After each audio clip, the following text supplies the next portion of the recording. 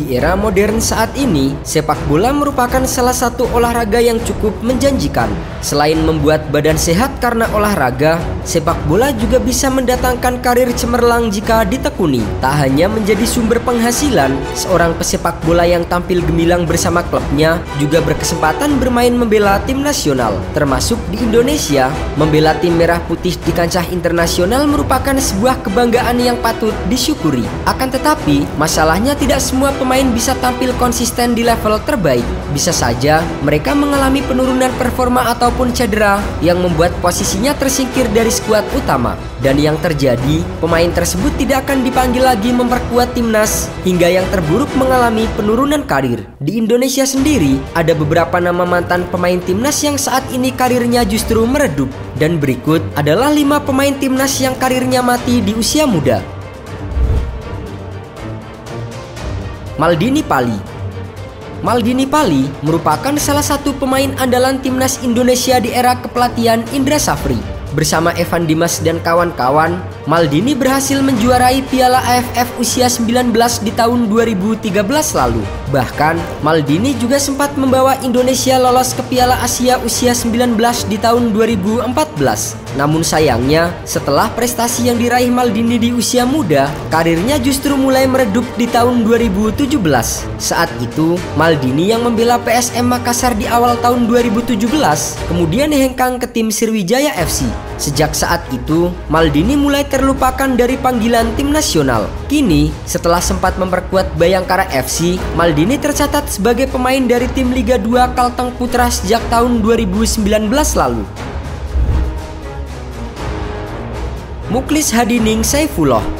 Selain Maldini Pali, Muklis Hadining Saifullah juga merupakan pemain yang diandalkan pelatih Indra Safri di Piala AFF usia 19 2013. Dengan kecepatan serta penyelesaian akhir yang akurat, Muklis selalu menjadi andalan di lini depan timnas Garuda. Namun sayangnya, pemain yang saat ini berusia 25 tahun itu tidak diketahui tengah memperkuat tim mana. Padahal, Muklis sendiri sempat membela sejumlah klub papan atas di Indonesia. Di antaranya adalah PSM Makassar, Semen Padang, Bayangkara FC hingga Persib Bandung. Bahkan, bersama Bayangkara FC, ia sempat mencicipi gelar juara Liga 1 musim 2016-2017. Terakhir, Muklis Hadi bermain untuk Persib Bandung. Akan tetapi, pada 1 Januari 2020, ia dilepas dari Persib Bandung dan tak punya klub lagi.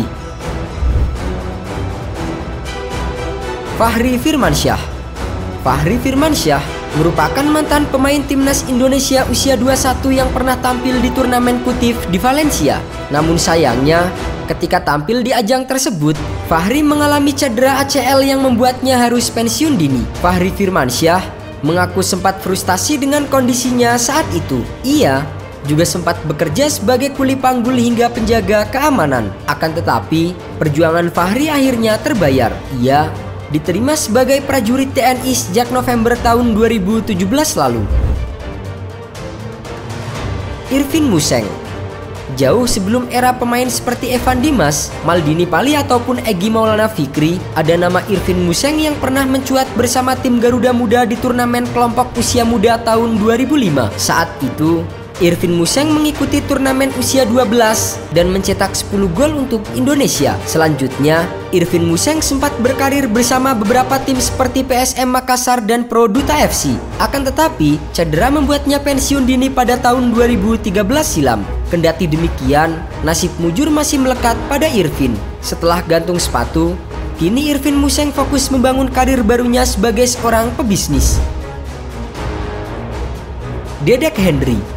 Pemain terakhir yang karir sepak bolanya mati di usia muda adalah Dedek Hendry. Menyukai olahraga sepak bola sejak kecil, Dedek mendaftarkan diri sebagai pemain di turnamen tingkat kabupaten saat masih SMP. Karirnya tampak melesat hingga ia sempat dipanggil timnas Indonesia usia 18 bersama dengan Ahmad Bustomi dan kawan-kawan. Akan tetapi, karena penampilannya yang tidak konsisten, ia pun terjerumus ke lembah hitam. Pemain kelahiran Kampar pada 10 Desember 1994 itu hancur ketika mengetahui orang tuanya bercerai. Mulai dari situ, ia hidup tak terarah. Bahkan, pada tahun 2016, Dedek sempat ditangkap karena melakukan aksi begal bersenjata api.